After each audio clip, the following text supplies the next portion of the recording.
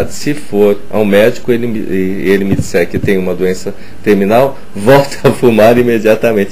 Mas, Meno, olha só, vamos supor uma pessoa que sabe que tem problema de pulmão, né? Claro que parece que o cigarro estimula. Eu nunca consegui fumar, viu? Eu fumo assim, não vou dizer que eu não fumo um cigarro lá, eu não tenho vontade. Eu lembro que até hoje eu comprei um cigarro preto, quando eu fiz 19 anos, comprei um cigarro preto. Eu achava a caixa bonita. Aliás, só acho a caixa bonita, né? Achava, né? Porque agora com aquele monte de gente morta eles atrás. fazem um marketing, faz aquela caixa só bonita, isso. Carro, mulher loira, morena. Eles fazem todo, prateado, caixa metálica. Eu não tenho a mínima vontade do negócio. Mas... Isqueira maravilhoso, mas assim, se você tiver a doença e você sabe que aquilo vai te acabar, você só vai parar quando começar a tossir sangue, por exemplo, que é uma situação. E aí vem esse outro lado. Eu me pergunto muito. É cruel, mas é isso. A pessoa que compra cigarro para outra, ela não está contribuindo, que a pessoa doente não é consciente da doença dela, a maioria das vezes, né? Viciado, então, menos ainda. Agora, a pessoa que compra este meio para a pessoa piorar, será que não é a pessoa com tanto problema igual essa outra, não vai ter depois uma repreenda judicial? Pode ter, viu? Pode ter, ninguém falar disso. Ninguém fala sobre isso. Mas pode ter. Nunca pensei, na verdade, viu, sobre essa questão. Se eu sei que a pessoa não pode fumar e vou lá e está doente e fuma e está passando mal, vai lá comprar cigarro por pena. Porque o cigarro, ele está inserido na sociedade de uma forma tão, culturalmente, ele está tão agregado, né, tão arraigado na sociedade, e que nós não paramos para pensar, né? Acho que os nossos representantes aí, que estarão compondo, né, a próxima eleição, agora nessa eleição, aí tem que pensar nessa questão, né? Pensar nessa questão que envolve a saúde pública, né? O meio ambiente, enfim. Olha só, tem um outro assunto, eu vi até uma questão dos escândalos, aqui está no site, está na justiça, a gente estava falando da outra questão dos aviãozinhos, né? A gente fala muito vou simplificar a história, né? Sujeito que é contratado, é pago para levar droga de um canto para o outro, né?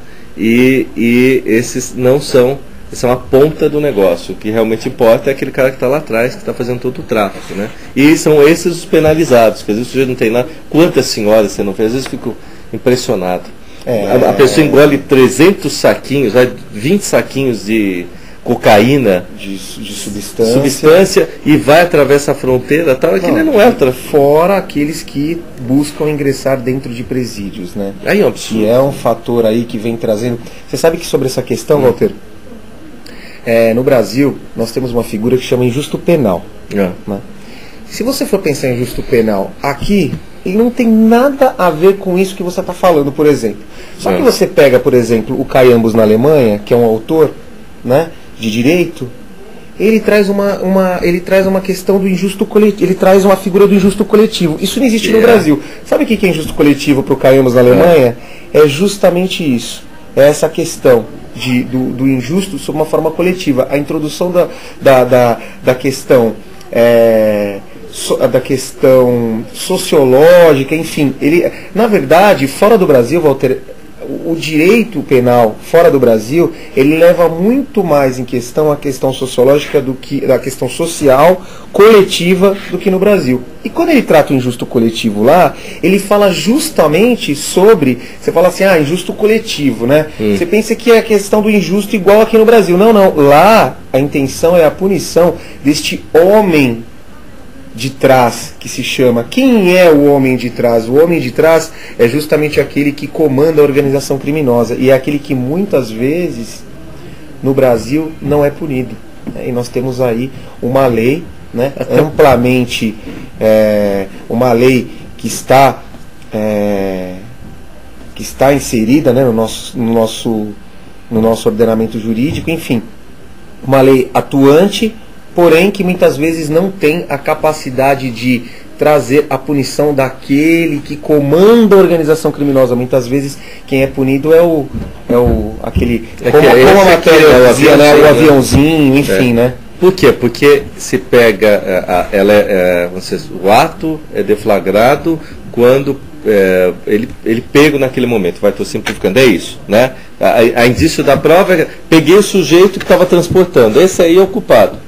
é uma parte do culpado. Né? Aqui no Brasil, o que nós sentimos pela legislação penal é que assim, não existe a preocupação, não que as autoridades não tenham a preocupação de punir aquele que comanda a organização, mas a legislação, enfim, a forma como é desenvolvida a legislação aqui, como é criada a lei no Brasil, na verdade não existe uma preocupação de se punir aquele chamado homem de trás, que é aquele que comanda a organização criminosa, que financia, né, e traz toda uma rede um leque, né, uma rede de atuação no crime organizado, buscando aí, enfim, causando prejuízo de larga monta, né, porque nós sabemos que hoje a questão das drogas causa um prejuízo infindável para a população e para a própria sociedade. No próprio texto do consultor jurídico fala assim, fala dos drogas, né, fala assim, dos beira-mar, né, fazendo uma nomenclatura, e os aviãozinhos ou mulas, né, que é essa situação. Olha, é evidente que tudo isso aqui alimenta o tráfico, né, claro, né, mas não pode nem se reclamar com a polícia. Porque a polícia tem disso, isso é muito importante que você falou, a polícia vai até um pedaço dentro das possibilidades dela de aplicar o conteúdo da lei. Porque o crime organizado, Walter, ele traz um estigma, né? Crime organizado. Muitas vezes as atuações são feitas mediante grampo. E aí, muitas vezes, um inocente, ele vai responder aquele processo, mas ele fica com aquele estigma, né? Como ele está dentro de um processo que tem a questão do crime organizado como norte, aquele que responde aquele processo, aquele acusado que responde o processo, ele já tem junto a ele um estigma. Agora, mais que o estigma, o crime organizado, enfim, Aquele Maria, no caso dessas pessoas, eu tenho dó, porque são pessoas que vamos falar a verdade, será que o sujeito está ganhando milhões, né, com um negócio desse, né? Será que ele vai botar dentro dele 20 trouxinhas de 20, 30 de cocaína concentrada? O cara não faz isso, né? Aliás, ele nem usa aquilo, porque se ele usar aquilo, muitas vezes, ele não consegue controlar o negócio dele. Os penas são bem diferentes, né? Tem aquela questão do usuário e aquela questão do traficante em si. Agora, nós temos hoje uma lei, né, que foi um pouco mais branda com relação àquele que usa, né, a substância e aquele que consome, e aquele que consome como usuário, né, e aquele que se utiliza para tráfico, né. Agora, é uma questão muito complexa nessa questão do crime organizado, a questão do tráfico de drogas, enfim, é algo que vem sendo, inclusive nós temos hoje dentro do processo de execução penal, né, porque nós sabemos que muitos chefes de organização criminosa,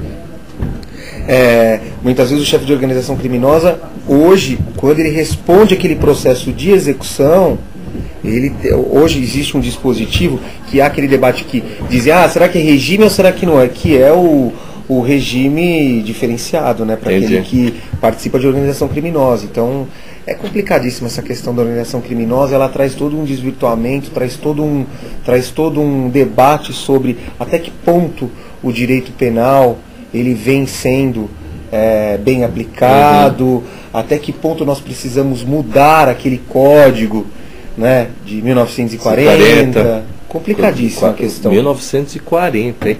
Se bem que o civil a gente já mudou, foi na Constituição de 88, né? E as alterações de 2003 ou 2002, agora não me lembro. Nós tivemos agora uma alteração no Código de Processo Penal, né? Inclusive buscando um processo mais enxuto, né? O que é muitas vezes humanamente impossível, porque numa audiência é quase que impossível você conseguir tratar, né, na prática o que a lei prevê. Agora, precisamos que alterações sejam feitas para buscar melhorias, né, para todos nós. Olha, o Calandra, que eu tenho acompanhado ele aí nessa empreitada, você também, nessa coisa da troca da liderança da AMB aí no país, ele tem uma frase assim que fala que a justiça não pode dar respostas mortas para perguntas vivas, né?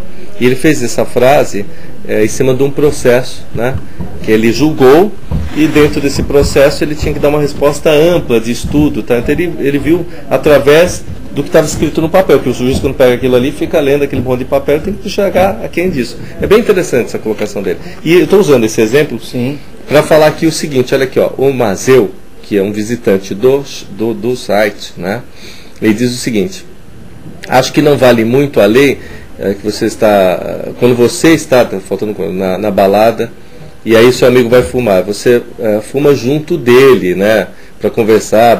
Então é o seguinte, quando o sujeito está lá dentro do estabelecimento, pega e sai na balada lá, porque ele deve ser jovem, né, e sai na balada, vai fumar lá fora, aqueles cantos que tem ali. E é uma verdade, né? Você tem que pensar, eu fiz essa ligação com o desembargador Calanda, você tem que pensar no que acontece no dia a dia. Quer dizer, não adianta, o sujeito vai lá naquele lugar aberto e fuma, o sujeito vai fumar junto, tá do lado, eu não fumo, tá fumando, é a mesma situação do táxi, né? A mesma situação. Tem que se adaptar, como é que se adapta? Não tem eu como. acho que tem que ter respeito, eu acho que tem que ter respeito, né, Walter? Será que todo mundo tem consciência para ter respeito? Tem que ter consciência para ter respeito, né? E aí vem uma série de fatores, né, que envolvem a questão.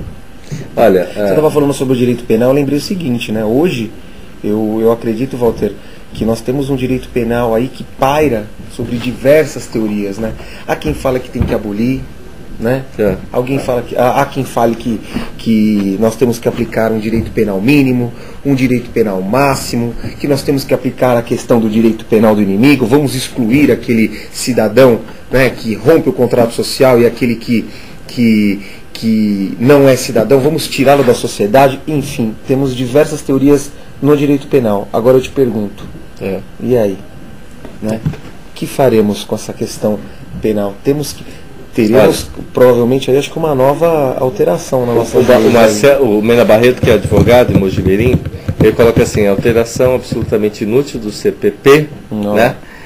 Nunca vi nenhuma audiência criminal una como prevê essa reforma. O réu não é apresentado, uma testemunha não é intimada, ou não comparece, enfim, não funciona, né? Sim, realmente, eu concordo com ele. Não que não funcione, eu acho que as alterações foram, de certa forma, tiveram um objetivo bem especial, que é reduzir a carga do judiciário, em certo aspecto, né? Audiências pequenas, com audiências unas, um processo mais enxuto. Agora, realmente eu concordo com o colega do chat. Muitas vezes é humanamente impossível para o juiz ouvir testemunhas, vítimas, testemunhas de acusação, testemunhas de defesa, todas elas em uma audiência. E o que o juiz faz? Ele acaba tendo que redesignar a audiência. Então, processo agora, arrasta. Você quer ver uma coisa que vem, inclusive até um gancho para essa pergunta do colega, para essa afirmação do colega, uma coisa que vem sendo amplamente debatida no meio acadêmico, Walter, essa questão da aplicação da pena. Hoje nós estamos com uma superlotação dos presídios. E o que o juiz vem fazendo? Aplica o regime fechado. Por quê? Não tem vaga. Não tem vaga no semiaberto. Se coloca no semiaberto pelo tempo de cumprimento. Se não tem vaga no semiaberto, ele é obrigado a ir para a rua. Então o que acontece hoje? Fechado. E aí o cara já vai não em todas as questões, mas muitas vezes nós temos aí hipóteses, né, de crimes. Por exemplo, você pega um crime de roubo, né, tentado. Eu já vi a juiz aplicando pena para roubo tentado, regime fechado, tudo bem que cabe recurso. Mas assim, muitas vezes nós temos, isso é uma discussão que vem sendo debatida no meio acadêmico, com profissionais de ponta hoje, professores de ponta, sobre essa questão da progressão de regime prisional. O que fazer com essa questão? É importante que esses que serão nossos representantes, Walter, que eles pensem, que eles possam pensar nessa situação, né, quando forem eleitos, né, o que fazer